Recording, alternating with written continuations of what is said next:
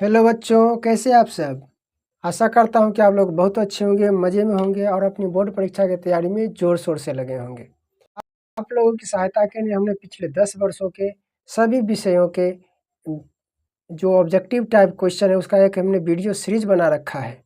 उसमें ये विज्ञान विषय का है। 2018 में जो फर्स्ट सिटी में पूछा गया क्वेश्चन था उसका ये वीडियो है। इस पूरे सीरीज का ये 5वां वीडियो है। अगर आप पिछला वीडियो नहीं देखें तो उसे आप अवश्य देखिए। उससे आपको बहुत ही कुछ समझने को मिलेगा, जानने को मिलेगा। तो बिना समय गंवाए शुरू करते हैं हम आज का वीडियो। पहला क्वेश्चन है, कह रहा है कि दंत विशेषज्ञ किस दर्पण का उपयोग मरीजों के दांत का बड़ा प्रतिबिंब देखने के लिए करता है। यानी कि जो दंत चिकित्सक होता है, आपको पिछले वीडियो में भी कई बार बताया जा चुका है और ये क्वेश्चन बहुत ही रिपीटेटेड क्वेश्चन है, बार बार पूछा जा रहा है, यानी कि क्वेश्चन को आपको याद कर लेना ही है। तो पिछले वीडियो में बताया था, इस वीडियो में बता दे रहे हैं कि जो दंत चिकित्सक होता है वो मरीजों को दांत देखने के लिए अवतल दर्पण का उपयोग करते हैं। इसका सही उत्तर हो जाएगा ऑप्शन नंबर ए। अवतल दर्पण से मरीज को कुछ इस प्रकार से देखते, जैसे दांत है और दांत का बड़ा प्रतिबिंब बनाने देखने के लिए कुछ इस प्रकार के दर्पण लगा होता है और उसे डॉक्टर लोग देखते हैं। और अवतल दर्पण का उपयोग कहाँ कहाँ होता है, तो अवतल दर्पण का उपयोग क्या कहते हैं, सैलून में होता है, यानी दाढ़ी बनाने में होता है। उसके बाद गाड़ी के जो हेडलाइट होता है उसमें होता है अवतल दर्पण का उपयोग। तो अवतल दर्पण का जितने सारे उपयोग है आपको ध्यान में रखना है। अगला क्वेश्चन है, कह रहा है कि कौन सा लेंस अपसारी लेंस भी कहलाता है। यानी कि ऐसा कौन सा लेंस है जिसे हम अपसारी लेंस के नाम से जानते हैं। तो अपसारी लेंस उसे कहा जाता है, यानी कि अवतल लेंस को कहा जाता है। क्यों? क्योंकि जब अवतल लेंस को कहा जाता है क्योंकि जब अनंत से कोई प्रकाश की किरण दर्पण पर आपतित होती है तो अपवर्तन के बाद वो एक जगह यानी फोकस से आती हुई प्रतीत होती है, यानी अपसरित होती हुई प्रतीत होती है, जिस कारण से इस अवतल दर्पण को अपसारी लेंस भी कहते हैं। तो यहाँ पर सही उत्तर हो जाएगा ऑप्शन नंबर ए, अवतल लेंस। अगला प्रश्न है कि पुतली के साइज को कौन नियंत्रित करता है। यानी कि जो हमारे आँखों का पुतली होता है उसके आकार यानी बढ़ना छोटा उसको कंट्रोल कौन करता है। तो हमारी आँखों में ये जो है ये पुतली है, ये बीच में जो काला वाला जो जगह होता है, क्षेत्र होता है, उसे पुतली कहा जाता है। और साइड वाले जो जिसके कारण आँखों का रंग नीला, काला और भूरा होता है उसे परितारिका कहते हैं। तो ये पुतली को कंट्रोल, ये पुतली को बड़ा छोटा करना ये परितारिका के हाथों में। जब कोई अंधेरा में जाता है तो ये पुतली बड़ा हो जाता है और जब कोई रोशनी में जाता है तो ये पुतली छोटा हो जाता है। क्यों? क्योंकि परितारिका फैलता है और सिकुड़ता है।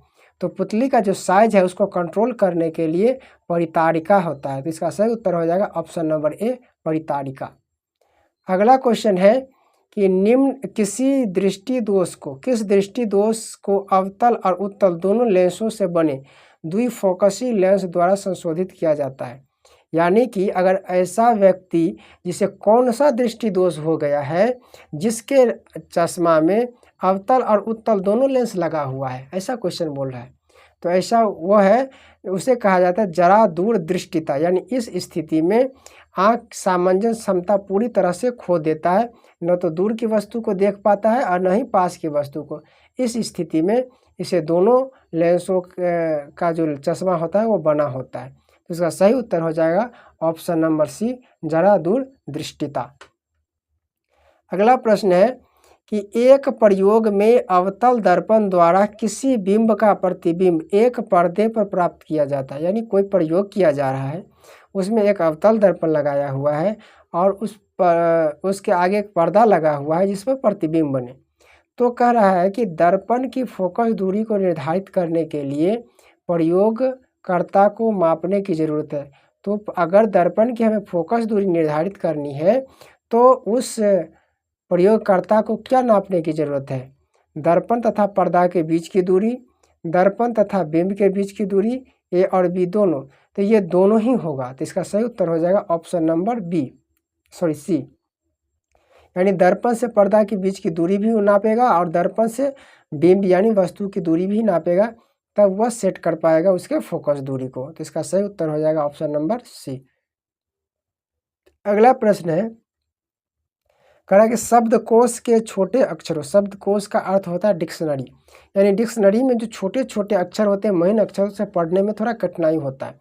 तो उसको पढ़ने के लिए आप किस लेंस का उपयोग करना पसंद करेंगे, यानी कि उसको देखने के लिए, यानी बड़ा करके देखने के लिए कौन सा लेंस होगा। तो सबसे पहले किसी वस्तु का बड़ा प्रतिबिंब बनाएगा तो उत्तल लेंस होगा। जहाँ जहाँ अवतल लेंस है उसे तो पहले आप काट दीजिए, तो ए और डी तो होगा नहीं। उसके बाद है क्या, सॉरी, बी और डी तो होगा नहीं, क्योंकि बी और डी में अवतल लेंस है। यहाँ पर है क्या, बी में है 50 सेंटीमीटर फोकस दूरी का, 5 सेंटीमीटर, 50 सेंटीमीटर फोकस दूरी वाला हो जाएगा तो बड़े वस्तु को देखने के लिए ये भी नहीं होगा। तो इसका सही उत्तर हो जाएगा option number C, 5 centimetre focus दूरी का उत्तल लेंस।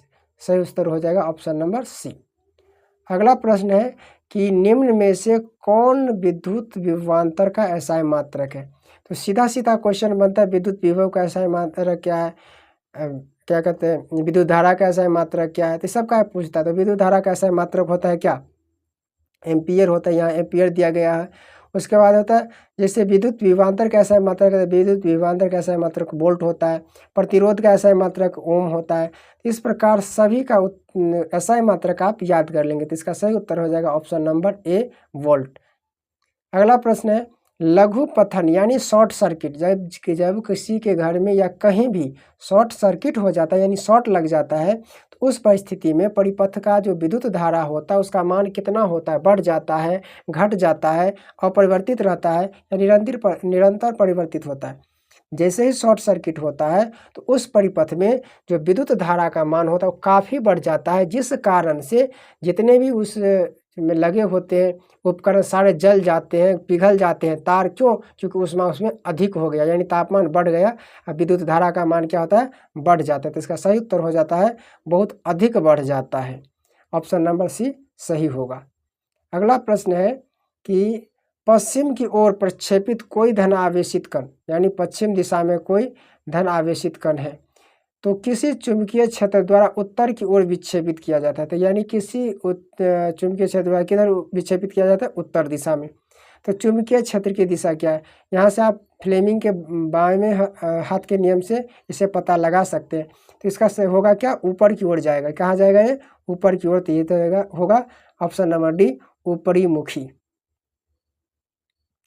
अगला क्वेश्चन है कि तांबे की तार एक आयताकार कुंडली किसी चुंबकीय क्षेत्र में घूर्णी गति कर रही है, यानी कि तांबे की तार है, एक आयताकार कुंडली है, किसी चुंबकीय क्षेत्र में घूर्णी गति यानी उसके चारों ओर घूम रही है। तो इस कुंडली में प्रेरित विद्युत धारा की दिशा में कितने परिभ्रमण के पश्चात परिवर्तन होगा, यानी कि इसका सही उत्तर हो जाएगा ऑप्शन नंबर सी, यानी कि जब वो आधे चक्कर लगाता है तो वो क्या हो जाता है, पूरा परिभ्रमण कर लेता है। इसका सही उत्तर हो जाएगा ऑप्शन नंबर सी। अगला प्रश्न है कि किसी विद्युत धारावाही सीधे लंब परिनालिका के भीतर चुंबकीय क्षेत्र है, यानी कि कोई भी परिनालिका है, परिनालिका का फिगर कुछ इस प्रकार से होता है, यानी कि जब तांबे की तार को गोल गोल बेलनाकार रूप में घुमा दिया जाता है तो उसे क्या कहा जाता है, परिनालिका कहा जाता है। जब इस किसी बैटरी से जोड़ देंगे तो कह रहा है कि इसमें जो चुंबकीय क्षेत्र होता है, इसके भीतर, इसके अंदर जो चुंबकीय क्षेत्र होगा उसमें क्या होगा, तो इसमें चुंबकीय क्षेत्र क्या है, सभी बिंदु पर समान होता है, इसमें कोई परिवर्तन नहीं होता है। तो इसका सही उत्तर हो जाएगा ऑप्शन नंबर डी, सभी बिंदुओं पर समान रहता है चुंबकीय क्षेत्र किसी भी परिनालिका के अंदर।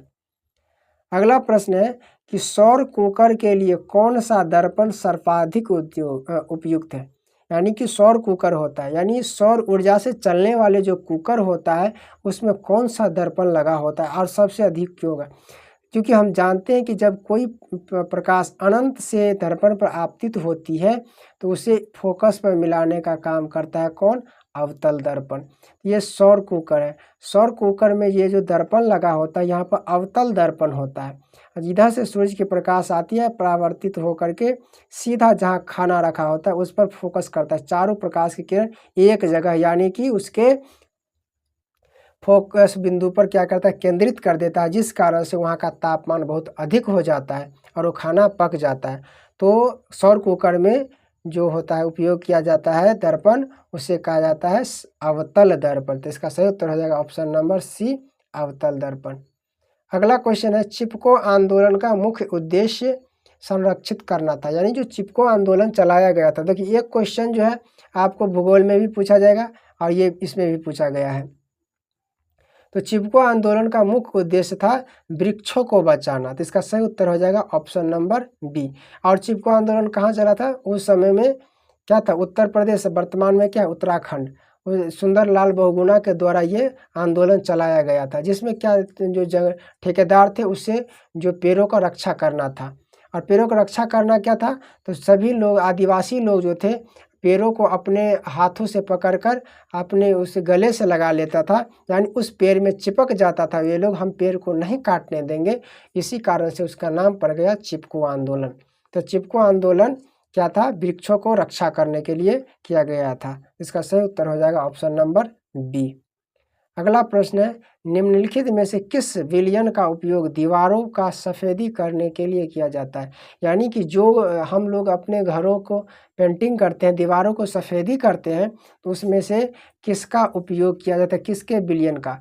तो कैल्शियम जो कार्बोनेट होता है, तो यानी कि बिना बुझे हुए चूना, जब उसको पानी में डालते तो बन जाता है बुझे हुआ चूना, उसी का उपयोग किया जाता है, यानी कैल्शियम हाइड्रोक्साइड। तो इसका सही उत्तर हो जाएगा ऑप्शन नंबर बी, CaOH के होल 2। इसे बुझा हुआ चूना भी कहते हैं। अगला प्रश्न है, एक दिया गया है क्या, रासायनिक समीकरण दिया गया Na2SO4 BaCl2, ये दोनों अभिक्रिया करके बनाता क्या, BaSO4 और 2NaCl बनाता है। तो यहाँ कह रहा है कि उपयुक्त रासायनिक अभिक्रिया है, यानी कि कौन सी रासायनिक अभिक्रिया है। तो रासायनिक अभिक्रिया का आपको कई सारे क्या प्रकार बताया जा चुका है और बुक में भी है। तो यहाँ पर देखो, सबसे पहले क्या है, संयोजन अभिक्रिया। संयोजन अभिक्रिया क्या होता है, बहुत सारे उत्पाद मिलकर जब एकल उत्पाद का निर्माण करते हैं, बहुत सारे अभिकर्मक मिलकर एकल उत्पाद बनाते हैं, उसे कहा जाता है संयोजन अभिक्रिया। वियोजन क्या है, जब एक ही उत्पाद, एक ही अभिकर्मक टूटकर कई सारे उत्पाद बनाते हैं, उसे क्या कहा जाता है, वियोजन अभिक्रिया। यहाँ द्विविस्थापन यानी अदला बदली करने वाला है, ये कोई चीज़ दूसरे को दे दिया, दूसरे से कोई चीज़ पहले वाला व्यक्ति ग्रहण कर लिया, यानी अदला बदली करना कहलाता है द्विविस्थापन अभिक्रिया। तो यहाँ पर अदला बदली कर रहा है, यानी सोडियम, क्या सोडियम के साथ कौन था, सल्फर डाइऑक्साइड, सॉरी क्या है, सल्फेट था, SO4 था। तो ये SO4 किसे दे दिया, बेरिलियम को, बेरियम को, तो यानी कि अदला बदली कर लिया। बेरियम के साथ क्लोराइड था, ये दे दिया किसको, सोडियम को। ये दोनों आपस में अदला बदली कर लिया, इस कारण से इसे कहा जाएगा द्विविस्थापन अभिक्रिया। तो इसका सही उत्तर हो जाएगा ऑप्शन नंबर सी, द्विविस्थापन अभिक्रिया। अगला प्रश्न है कि निम्नलिखित में से कौन सा बुझा हुआ चूना है, यानी बुझा हुआ चूना, अभी बताएं, बुझे हुए चूना का उपयोग हम कहाँ करते हैं, घरों के सफ़ेदी करने में, और उसका रासायनिक सूत्र होता है CaOH के होल 2 यानी कैल्शियम हाइड्रोक्साइड। तो इसका सही उत्तर हो जाएगा ऑप्शन नंबर बी। अगला प्रश्न है कि लवण Na2CO3 का जलीय विलयन का pH मान क्या है। यानी कि Na2CO3 का जो जलीय विलयन है उसका pH मान कितना होता है, इसका pH मान होता है 7, यानी ये उदासीन होता है।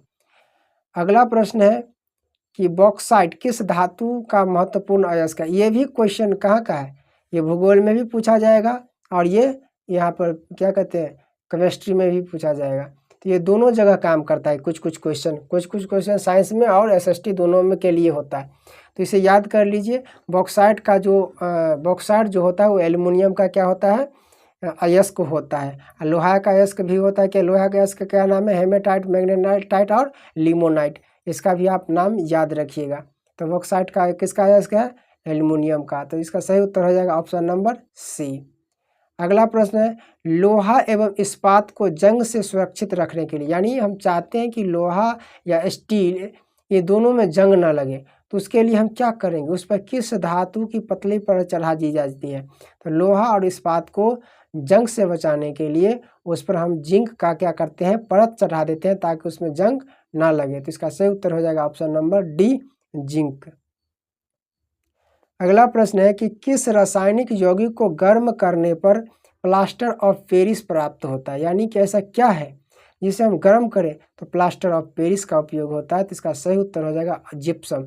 जब हम जिप्सम को गर्म करते हैं तो प्लास्टर ऑफ पेरिस बनता है। प्लास्टर ऑफ पेरिस वही है जिसका उपयोग क्या करता है, हड्डियों को जोड़ने में, घरों में वाल पुट्टी करने में भी इसका क्या होता है, उपयोग करता है। मूर्ति बनाने में भी इसका उपयोग होता है प्लास्टर ऑफ पेरिस का। तो इसके कई सारे उपयोग हैं। तो जब जिप्सम को गर्म करेंगे तो क्या बनेगा, प्लास्टर ऑफ पेरिस। सही उत्तर हो जाएगा ऑप्शन नंबर बी। अगला है प्रोपेनॉन में उपस्थित प्रकार्यात्मक समूह है, यानी प्रोपेनॉन में कौन सा प्रकार्यात्मक समूह है। तो हम जानते हैं कि प्रोपेनॉन में क्या होता है कि इस क्या कहते हैं, यहाँ से देखते हैं प्रोपेनॉन क्या है, कीटोन का ग्रुप होता है। कीटोन यानी कि CO होता है। तो इसका सही उत्तर हो जाएगा कौन, option number C, sorry option number B, यानी CO डैश दोनों ओर लगा होता है। तो इसे कहा जाता है कीटोन समूह के। और कीटोन के समूह के जितने प्रत्येक के रूप में क्या लगता है, ऑन लगता है, जैसे प्रोपेनॉन, पेंटेनॉन, हेप्टेनॉन, ऑक्टेनॉन ऐसे होगा। इसका सही उत्तर हो जाएगा ऑप्शन नंबर बी। अगला क्वेश्चन है कि एसिटिक अम्ल का IUPAC नाम क्या है। जो एसिटिक अम्ल होता है उसका IUPAC नाम क्या है, उसे कहा जाता है एथेनोइक अम्ल के नाम से भी जानते हैं किसे, एसिटिक अम्ल को। अगला है कि विद्युत अपघटनी परिष्करण में अशुद्ध धातु को क्या बनाया जाता है।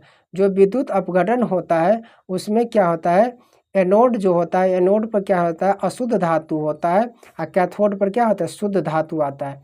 तो अशुद्ध धातु बनाया जाता है एनोड को। तो इसका सही उत्तर हो जाएगा ऑप्शन नंबर ए, एनोड। अगला प्रश्न है कि अष्टक सिद्धांत को किसने स्थापित किया था। जो अष्टक का सिद्धांत है किसने दिया था, तो हम सभी जानते हैं कि न्यूलैंड्स का अष्टक नियम। तो इसका सही उत्तर हो जाएगा ऑप्शन नंबर बी, न्यूलैंड्स। और इसने तत्वों को आवर्त सारणी में बैठाया था, संगीत के धुन के आधार पर सा रे ग म प ध नि पर जो सूत्र होता है संगीत का, इसी पर सजाया था, जिस कारण से इसे कहा जाता है न्यूलैंड्स का अष्टक नियम यानी अष्टक सिद्धांत। इसका सही उत्तर हो जाएगा ऑप्शन नंबर बी। अगला प्रश्न है कि आधुनिक आवर्त नियम के अनुसार तत्वों का गुणधर्म है, यानी कि जो आधुनिक आवर्त सारणी है उसमें जो आवर्त नियम है तत्वों का कौन से गुण पर वो आधारित है, तो होता है परमाणु संख्या का आवर्त फलन होता है, यानी कि परमाणु संख्या बढ़ते जाता है, उसके अनुसार आधुनिक आवर्त सारणी में किसी तत्व को रखा गया है। इसका सही उत्तर हो जाएगा ऑप्शन नंबर बी। कहा गया है कि निम्नलिखित में कौन सा आयन लाल लिटमस विलयन को नीला कर सकता है, यानी कि जो लाल लिटमस पत्र है उसे किस में बना देगा, नीला। उस विलयन का नाम क्या है, तो हम सभी जानते हैं कि जब क्षारक को लाल लिटमस पत्र पर रखेंगे तो लिटमस पत्र का रंग क्या कर देता है, नीला कर देता है। यहाँ पर क्षारक कौन है, OH- वाला होता है क्षारक। तो इसका सही उत्तर हो जाएगा ऑप्शन नंबर बी।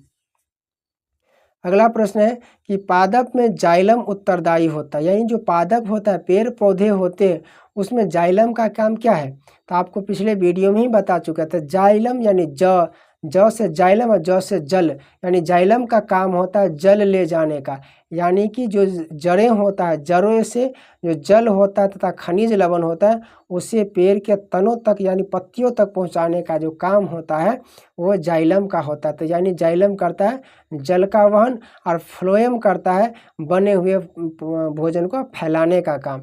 फ्लोएम से फैलाना याद रखो और जाइलम से जल ले जाना याद रखो। तो जाइलम का काम है जल ले जाना और फ्लोएम का काम है बने हुए भोजन को पूरे पौधे में फैलाना। तो इसका सही उत्तर हो जाएगा ऑप्शन नंबर ए, जल का वहन करता है कौन, जाइलम नाम की कोशिका। अगला क्वेश्चन है निम्नलिखित में से किसे कोशिका का ऊर्जा मुद्रा के रूप में जाना जाता है, यानी कि कोशिका में ऊर्जा के रूप में क्या जाना जाता है, तो हम सभी जानते हैं कि ऊर्जा ATP के रूप में संरक्षित बनता है। तो इसका सही उत्तर हो जाएगा ऑप्शन नंबर बी, ATP। अगला है पत्तियों में गैसों का आदान प्रदान कहाँ से होता है।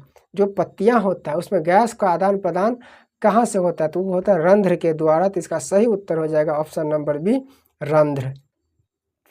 अगला क्वेश्चन है कि हृदय से रक्त रुधिर को संपूर्ण शरीर में पंप किया जाता है, यानी हृदय से रक्त को पूरे शरीर में पंप किया जाता है किसके द्वारा? फेफड़ा के द्वारा, निलय के द्वारा, आलिंदों के द्वारा। तो आलिंदों के द्वारा पूरे शरीर में रक्त को क्या किया जाता है? पंप किया जाता है। तो इसका सही उत्तर हो जाएगा ऑप्शन नंबर सी। और यहाँ पर एक क्वेश्चन ये भी बनता है कि मानव शरीर का जो मानव का जो हृदय है, उस हृदय कितने कोष्ठकों में बटा हुआ है, कितने भागों में बटा हुआ होता है? तो वो 4 कोष्ठकों में या 4 भागों में बटा होता है, जिसमें एक होता है दायां आलिंद, दायां नीले और बायां आलिंद और बायां नीले, जिसमें आलिंदों का काम होता है पूरे शरीर में खून से को पंप करना। इसका सही उत्तर हो जाएगा ऑप्शन नंबर सी। अगला है कि कौन सा पादप हार्मोन पत्तियों के मुरझाने के लिए उत्तरदायी होती है? यानी पत्ता, जो पेड़ पौधा का जो पत्ता होता है, जो बड़े होकर जो मुरझा के गिर जाते हैं, सूख के गिर जाते हैं, उसके लिए जिम्मेवार कौन होता है? तो उसके लिए जिम्मेवार होता है जिब्रेलिन। जिम्मेवार से समझ लो जिब्रेलिन। तो इसका सही उत्तर हो जाएगा ऑप्शन नंबर डी, जिब्रेलिन। अगला प्रश्न है कि जड़ का अधोगामी वृद्धि, यानी जो पेड़ पौधा होते हैं, ये जड़ है, जड़ नीचे की ओर जा रहा है, तना ऊपर की ओर जा रहा है। इस जड़ को नीचे की ओर जाने की गति को क्या कहा जाता है? गुरुत्वानुवर्ती। इसका सही उत्तर हो जाएगा गुरुत्वानुवर्तन, यानी कि ऑप्शन नंबर बी। अगला प्रश्न है कि पोन्स, मेडुला और अनुमस्तिष्क कहाँ पर पाए जाते हैं? यानी कि पोन्स होता है, मेडुला और मस्तिष्क जो होता है वो हमारे मस्तिष्क में कहाँ पर पाए जाते हैं? अनुमस्तिष्क, यानी कि हमारे मस्तिष्क के ये भाग दिए गए हैं और हमारे ये पूरे मस्तिष्क में कहाँ पर पाए जाते हैं? तो अगर हम मस्तिष्क के फिगर को देखते हैं तो कुछ इस प्रकार से होता है, यानी कि हमारे यहाँ पर पोन्स, मेडुला और अनुमस्तिष्क है, यानी कि ये पश्च मस्तिष्क का भाग है। किसका भाग है? ये पश्च मस्तिष्क का भाग है, यानी पश्च मस्तिष्क यहाँ लिखा हुआ है। तो ये पश्च मस्तिष्क का भाग है। कौन सा? पोन्स, मेडुला और अनुमस्तिष्क। अगला क्वेश्चन है कि निम्नलिखित में से कौन सी अनैच्छिक क्रिया नहीं है? यानी अनैच्छिक क्रिया नहीं है। अनैच्छिक क्रियाएं 2 प्रकार के होते हैं हमारे शरीर में। एक होता है ऐच्छिक क्रिया, दूसरा होता है अनैच्छिक क्रिया। ऐच्छिक क्रिया वो होता है जो हम अपने इच्छा से करते हैं, अपने इच्छा से करते हैं, जैसे खाना खाना। हम अपनी इच्छा से कहीं जाना है, घूमना है, टहलना है, अपने इच्छा से होता है, इसे कहा जाता है ऐच्छिक क्रिया। जिसे हम अपने मर्जी से नहीं कर सकते, उसे कहा जाता है अनैच्छिक क्रिया। जैसे आँख के पलके झपकना, हम ना चाहते हुए भी, हमें ना चाहते हुए भी पलक झपकेगा। जैसे खांसी होना, छींक आना, सांस लेना, हृदय की गति, ये सब क्या है? अनैच्छिक क्रिया। इस पर आदमी की कोई इच्छा डिपेंड नहीं करता। तो इसका सही यहाँ पर क्या है? कह रहा है कि अनैच्छिक क्रिया क्रिया नहीं है, यानी कि ऐच्छिक क्रिया पूछ रहा था। ऐच्छिक क्रिया क्या है यहाँ पर? चबाना, यानी कि हम इच्छा करेंगे तो किसी वस्तु को चबाएंगे या नहीं चबाएंगे, तो हमारी ये ऐच्छिक क्रिया है। बाद बाकी सभी क्या है? अनैच्छिक क्रियाएं हैं। अगला क्या है? अलैंगिक जनन मुकुलन द्वारा होता है, यानी अलैंगिक जनन जो होता है उसमें मुकुलन द्वारा किसका जनन होता है? तो मुकुलन द्वारा इसमें से दिए गए में इष्ट का होता है। ये इष्ट है, इष्ट का जो अलैंगिक जनन होता है वो मुकुलन द्वारा होता है। और मुकुलन को हम पिछले वीडियो में भी बताया चुके हैं कि क्या अगर कोई जो पेरेंट सेल होता है, यानी जो पैतृक सेल होता है, कोशिका होता है, उसमें से एक छोटे से निकलता है, इसे ही मुकुलन कहा जाता है। ये अलग होकर के एक नए फिर से कोशिका या फिर से जीव का निर्माण कर लेता है। इस पूरे प्रक्रिया को कहा जाता है मुकुलन। तो इष्ट में होता है ये काम। इसका सही उत्तर हो जाएगा ऑप्शन नंबर सी। और मुकुलन द्वारा हाइड्रा में भी क्या होता है? अलैंगिक जनन होता है। अगला है कि शुक्राणु का निर्माण कहाँ होता है? तो शुक्राणु का निर्माण होता है वृषण में। यहाँ जो वृषण होता है इसी में क्या होता है? शुक्राणु का निर्माण होता है। कुछ इस प्रकार से बहुत छोटे छोटे क्या होते हैं? शुक्राणु होते हैं, जो यहाँ से शुक्र वाहिका के द्वारा ऊपर की ओर उठता है। तो इसका सही उत्तर हो जाएगा ऑप्शन नंबर ए, वृषण में। अगला क्वेश्चन है कि पुष्प का कौन सा भाग फल बनता है? यानी पुष्प में ऐसा कौन सा पार्ट है जो बाद में क्या बन लेता है? फल का रूप ले लेता है। तो इसका सही उत्तर हो जाएगा ऑप्शन नंबर डी, यानी कि अंडाशय। यहाँ पर अंडाशय होता है, या ये क्या है? अंडाशय है। यही बाद में क्या होता है? परागन करके ये फल का रूप ले लेता है। तो इसका सही उत्तर हो जाएगा ऑप्शन नंबर डी, अंडाशय। अगला प्रश्न है कि लिंग गुण सूत्र का पूर्ण जोड़ा पाया जाता है, यानी लिंग गुण सूत्र जो होता है वो किस में पूर्ण जोड़े में पाया जाता है? तो हम जानते हैं कि जितने हमारे पूरे शरीर में यानी में 23 जोड़े क्या होते हैं, गुणसूत्र होते हैं। इसमें एक जोड़ा जो गुणसूत्र होता है वो लिंग निर्धारण करता है, और लिंग निर्धारण करने के लिए जो नर होता है उसमें XY और मादा में XX होता है। यहाँ क्या कर रहा है, पूर्ण जोड़े में, पूर्ण जोड़ा यानी ये तो जोड़ा नहीं, एक X एक Y है, और मादा में क्या है, X और X दोनों है। तो यहाँ पर सही उत्तर क्या हो जाएगा, स्त्री में। जब ये X और Y मिलते हैं तो क्या होता है, संतति जो होता है वो मादा होता नर होता है, और XX मिलने से संतति जो होता है वो क्या होता है, मादा होता है। तो इसका सही उत्तर हो जाएगा ऑप्शन नंबर बी, यानी स्त्री में क्या होता है, पूर्ण जोड़े में गुणसूत्र होते हैं। अगला क्वेश्चन है कि मानव शरीर में के किस सामान्य कोशिका के गुणसूत्र में कितने युग्म होते हैं, यानी कि मानव शरीर में कोशिका के कितने गुणसूत्र होते हैं, तो अभी तुरंत बताए हैं 23 जोड़ी गुणसूत्र होते हैं। इसका सही उत्तर हो जाएगा ऑप्शन नंबर सी, यानी 23 जोड़ी 46 गुणसूत्र होते हैं। तो यहाँ पर गुणसूत्र में युग्म में पूछ रहे हैं, यहाँ पर पूछ रहा है युग्म, युग्म यानी जोड़ा, तो 23 जोड़ा होता है, कुल 46 होते हैं।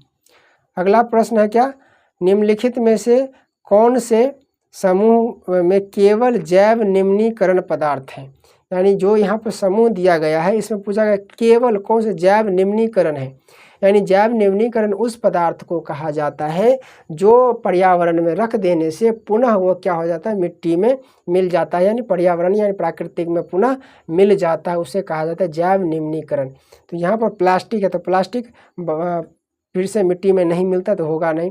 यहाँ पर क्या, धातु, धातु भी आसानी से नहीं मिलता। यहाँ पर क्या है, इसमें दिया है फलों के छिलके, सब्जियाँ एवं लकड़ी, ये सारे चीज़ क्या है, फिर से मिट्टी में मिल जाता है। तो इसका सही उत्तर हो जाएगा ऑप्शन नंबर सी। तो कुल इस अभी तक हमने इस वीडियो में 40 प्रश्नों को क्या किया, समझा है, जाना है। तो इस वीडियो में इतना ही। अगर आपको वीडियो पसंद आए तो अपने दोस्तों के साथ अवश्य शेयर कीजिए। चैनल पर नए हैं तो सब्सक्राइब भी कर लीजिए, क्योंकि आपको बहुत ही सहायता मिलने वाला इस पूरे सीरीज में कई सारे हम वीडियो लाएंगे। तो मिलते हैं अगले वीडियो में, तब तक के लिए जय हिंद।